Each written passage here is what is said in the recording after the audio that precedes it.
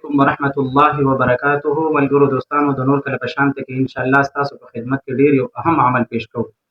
هغه عمل داسې دی، تاسو کې به ډیر ملګري داسې غواړي چې موږ ته د سرکاري نوکري میلاو شي، یا مثلا بل ځای کې پرایویټ نوکري غواړي، خو لیکن دی کوششونه ډیر کوي، محنت ډیر کوي، تعلیم یې شته، خو لیکن مسله نه حل کېږي.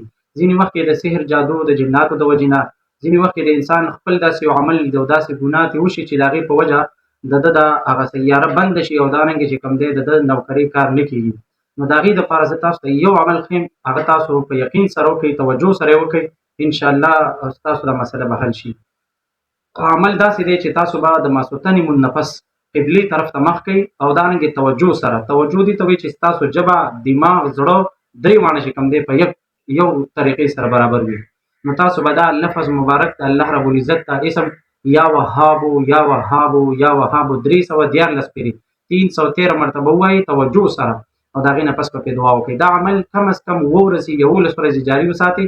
انشاءالله په دې دوران کې به ستاسو دا مسله خدای حل کوي، او د دې سره سره تاسو استغفار او درود شریف استغفر الله ربي من كل ذنب واتوب الیه او درود شریف صلی الله علیه وسلم صلی الله علی النبی الامي دا تاسو سره جاری ساتئ. انشاءالله ستاسو دا مسله به ډېر زر تر زره حل شي. السلام علیکم ورحمة الله.